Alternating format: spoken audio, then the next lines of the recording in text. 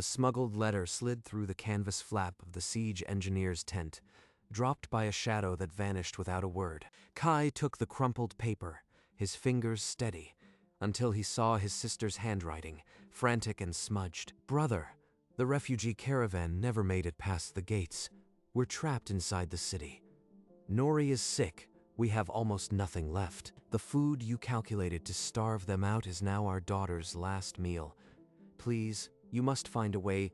The siege plan. The famine timetable. These are the dates I circled as breaking points. Now they're the limits of their survival. His own ink and calculations had become a death sentence for his wife, his daughter, his sister. 6 weeks. I gave them 6 weeks. That's all the time they have left. Command had toasted his genius that very morning, but no wine could wash away the taste of ash. The plan cannot be stopped. Too many supply lines have been severed.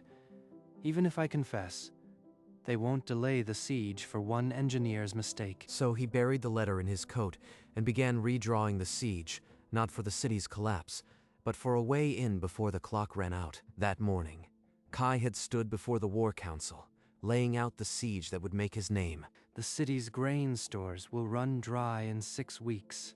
We sever the water routes here, and they will choke without a single arrow fired. To Kai, whose mind can bring a city to its knees without spilling a drop of blood, a bloodless victory. That's the true art of war. The commanders raised their glasses, a chorus of approval that Kai had craved all his career. Finally, after years of calculations, they see that a siege engineer can end wars that generals only prolong. With this plan, we won't need to storm the walls. The city will surrender at our feet. Keep refining the choke points, Kai. Kai had nodded, pride swelling like the tide. He had accounted for every variable, or so he believed. Now, in the same tent, that morning felt like a memory from another man's life. A bloodless victory. But the blood of my own family was never part of the equation. The boastful words echoed, turning every map into an accusation. Kai withdrew the letter from his coat, unfolding it with fingers that could not keep steady. "We're hiding in a merchant's cellar, but the food is almost gone. The grain you tracked in your reports. There is none here." 1 week of food. That matches the 3rd phase of the famine timetable. The same day I projected the last mill would grind to a halt. His own projections had mapped their starvation with the cold accuracy of a star chart.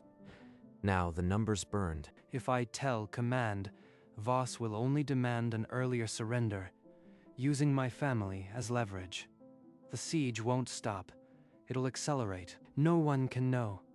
I have to find a way in alone. He grabbed his compass and began scanning the siege ring, not for the fastest route to victory, but for the smallest crack in the walls. The city was a tomb of stone and hunger, but somewhere in its dark cellars, a 7-year-old girl waited for a father to keep a promise he never made. Every defense has a flaw. I built this siege. I can unbuild it. The desperate rescue mission had no witnesses, only a man willing to dismantle his own genius to save his family. He spread the city plans across the table, searching for a flaw in his own perfect siege. The walls are sheer, the gates barricaded. Every approach is covered by archers and barricades. Wait, an old drainage tunnel, half forgotten at the north wall. It's overgrown, but it might still lead through. Hours of painstaking study revealed a single gap, a forgotten waterway marked on outdated survey maps. The grate is rusted, probably unmanned. If I can reach it before the new moon, I can crawl through undetected. He circled the spot in red ink, a secret mark among the siege lines. No other eye would notice. It's a death trap if it's collapsed, but it's the only chance. For Lyra, for Nori. I have to try. The tunnel would be dark, possibly guarded, but the alternative was watching his family starve. I'll need to time the patrols, slip through the camp at midnight, and pray the inner passage is clear. He began sketching a new route, not for siege lines, but for a father's desperate pilgrimage into the heart of the dying city. At dawn, a soldier summoned Kai to the War Council. Voss wanted an immediate update on the siege lines. The siege is holding, but I need your sharpest analysis. Is there any weak point we haven't accounted for? To tighten the noose, we should shift patrols away from the north sector and reinforce the east and west. That will choke any breakout. The north was the weakest point, and the only gap large enough for a desperate father to squeeze through. Reinforce the east and west, and leave the north almost bare. You are confident there's no risk of supply leaks? Nothing but old drainage tunnels, overgrown and collapsed for decades. The real threat is the east gate. That's where they'll try a sally. Voss nodded slowly, but his eyes lingered on Kai a beat too long. Approved. But mark my words, Kai. A siege is a living thing. If you've overlooked anything, it will find us. He knows something is off. I have to move tonight before he decides to investigate. That afternoon, the patrols shifted southward, and the north wall sat quiet, a sliver of hope veiled by the lie that bought it. That night, a second message slipped through the lines, written with a trembling hand and smuggled at great risk. Kai unfolded it. In the same lamplight, the paper thinner than before. Brother, Nori is burning with fever. Our food is gone. We have days, not weeks. A week. The famine timetable gave them 6, but now they have less than 7 days. Recalculating the supplies, there's no margin. The city's reserves will run dry in 5 days. He could see them. Lyra keeping vigil. Nori's small chest rising and falling too fast. The daughter he'd never held since the siege began was now fighting for every breath. The third phase came early. The city is collapsing faster than I predicted. I have to go tonight. If I wait, I'll be calculating their funeral dates instead of rations. Kai scratched a new timetable into the margins. Infiltration in hours, not days. Kai scribbled a brief report, claiming he was scouting the South Ridge at dawn. A simple lie to cover an empty tent. False coordinates, false intent. If anyone finds this, they'll search where I'll never be. He slid his compass and a small knife into a worn leather pack. No other supplies would be needed. Patrol rotation. East Loop at midnight, West Loop at past. The gap between is 20 minutes. Keep low past the supply wagons, then straight to the drainage tunnel. The moon will be behind clouds tonight. He placed the folded note under a flat stone near his bedroll, a breadcrumb for curious eyes. Nothing left now but the waiting. If I fail, that note will be my epitaph. He extinguished the lantern, plunging the tent into darkness. Only the distant camp torches flickered through the canvas. When the bell sounds midnight, I move. No hesitation, no second thoughts. Minutes dripped like cold water.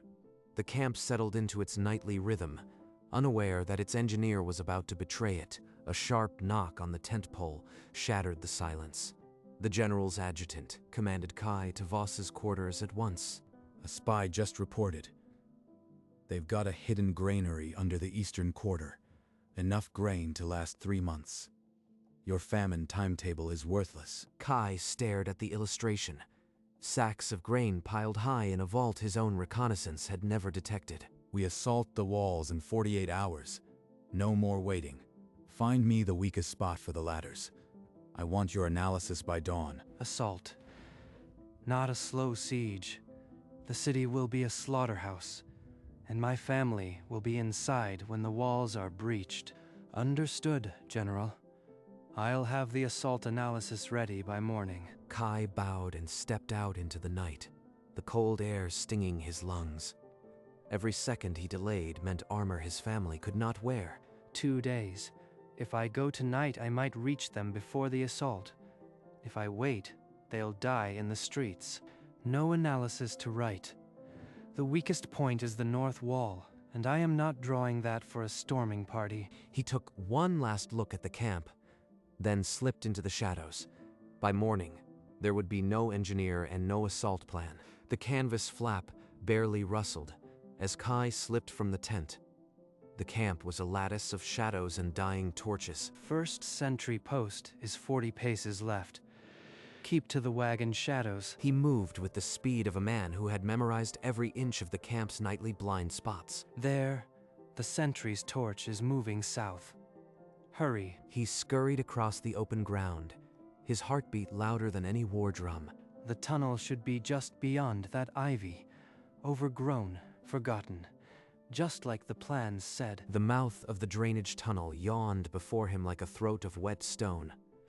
The air inside smelled of rot and cold time.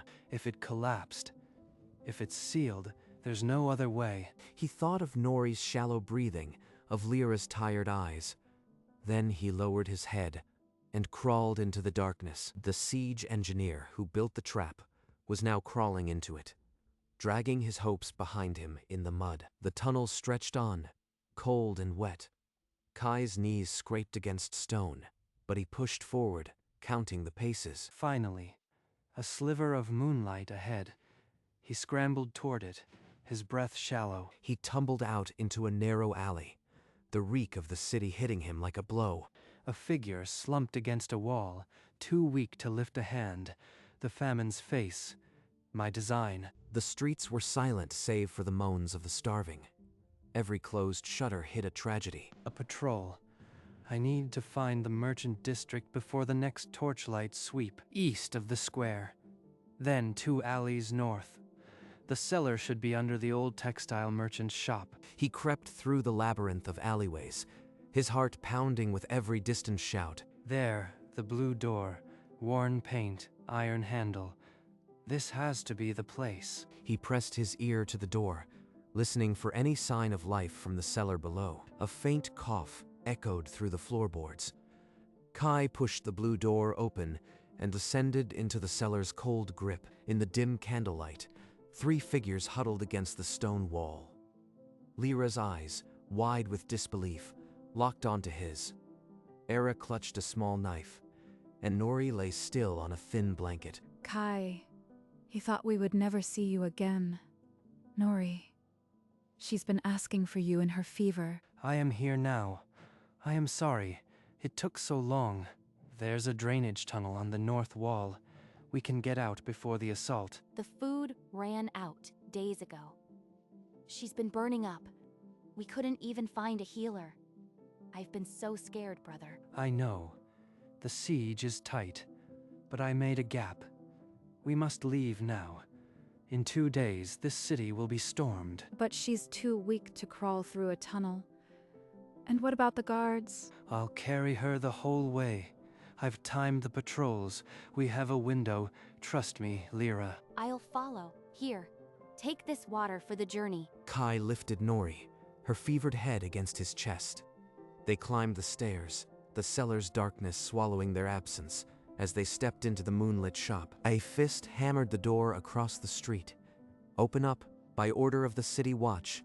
The sound froze Kai and his family in the moonlit shop. A sweep. They're hunting spies. If they find the cellar, they'll trace us here in minutes. Kai, they'll search the cellar and see our blankets. We have to hide or run. No time. Back door, now. Era, grab whatever you can. Stay absolutely silent. Here, I've got the water and a cloth for Nori. Lead the way. Era shoved the meager supplies into a tattered bag, her hands trembling as another knock thundered through the street. Once we're outside, keep to the alley shadows. The patrol's torches will blind them to anything in the dark. They crept out into the narrow alley, the distant orange glow of torches flickering against the walls, voices echoing closer. Nori, don't wake. Just a little longer. We're almost free. The north wall.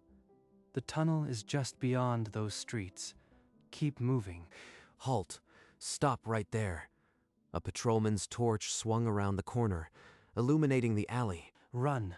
Era, take Lyra and Nori toward the warehouse alley.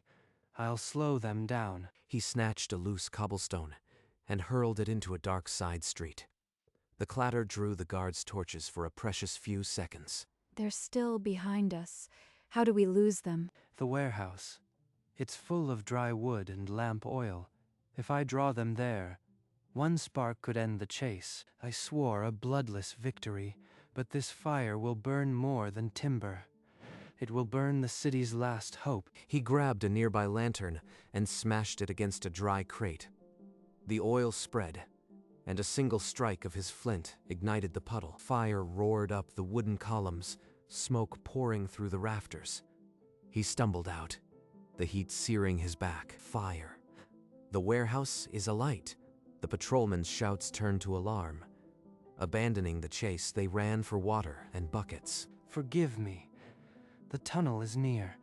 Move, before the fire spreads, before I lose my nerve. The overgrown tunnel mouth loomed ahead, hidden by ivy. Kai pulled aside the vines and pushed his family into the dark passage. Just a little further. Crawl towards the silver light.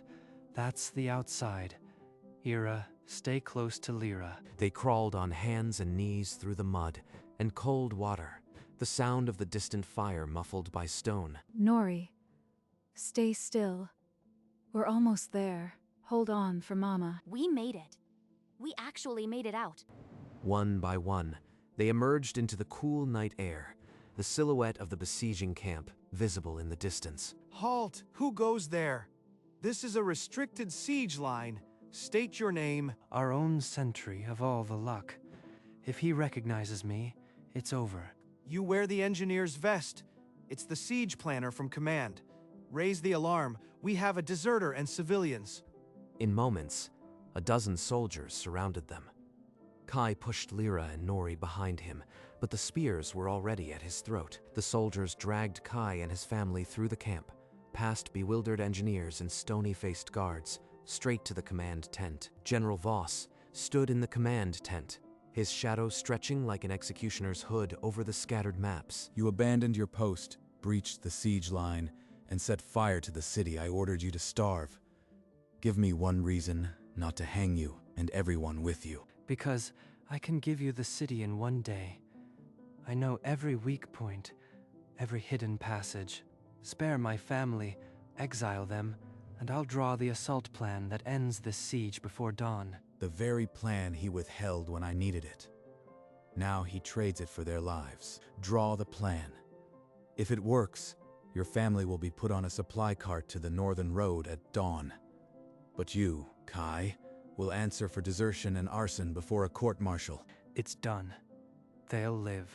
Whatever happens to me now doesn't matter. Kai drew the assault paths he had hidden for days, marking the north wall's weakened guard, the drainage tunnel, every secret he had used to betray them. Then they separated him. Lyra, Nori, and Era were taken to a holding tent under guard, while Kai was thrown into a prison tent to await judgment. I traded victory for their lives. Now I wait in the dark while the siege I designed crumbles into assault. Hours bled into darkness. Distant horns and the clash of steel echoed. The assault had begun without him. The prison canvas rustled. Lyra was permitted a final visit, Nori bundled in her arms, still weak but awake. Kai, the city has fallen. They're loading us onto a cart at dawn. I cannot leave you here to face the rope alone. You must. Take Nori and Era somewhere far from war. The deal will hold if they still need my mind. Papa, don't let the soldiers hurt you. When can you come home? She cannot understand the price. Just remember me as the father who came back. A guard pulled them apart. Lyra's sobs faded into the morning mist as she was led to the supply carts. A messenger sprinted through the camp, screaming that the north wall had been taken with barely a fight. The assault was a swift success. In the distance, the warehouse fire still smoldered, a black scar against the dawn, the price of Kai's betrayal written in smoke. The siege is over. My work ends here. If this is where I face judgment, then at least they are free. At dawn, soldiers dragged Kai from the prison tent to the command post, where a court-martial had been assembled. Voss sat at the head of a long table, flanked by stone-faced officers. The charges were laid out on parchment. Engineer Kai, you are charged with desertion, sabotage of a military operation, and arson against a civilian population. How do you plead? To every charge, I am guilty. But I did what any father would do to save his child from a slow death by his own hand. Murmurs rippled through the officers. Some looked away, others hardened their jaws. Your tactical betrayal gave us victory, but your recklessness could have cost us the campaign. Do you have anything to say before judgment? Mercy means nothing if it erases what I did. I am guilty, and I would do it again. Very well. The court will now decide your fate. A long silence stretched as Voss turned to confer with his officers. The air thickened with the weight of the rope. Kai closed his eyes, feeling the morning sun on his face through the canvas. Somewhere beyond the camp, a cart was rolling north. Voss rose from the table, his voice cutting through the silence like a blade. Engineer Kai, for desertion and arson, you are sentenced to exile. Stripped of rank and title, never to serve again. Your life is spared for the victory you ultimately gave us. Exile, not the rope. I gave them the city, and they give me my life. A soldier cut the bindings and stripped the engineer's vest from Kai's shoulders. The fabric fell like a discarded skin. Your family is on the northern road. Go to them, but never return to these lands.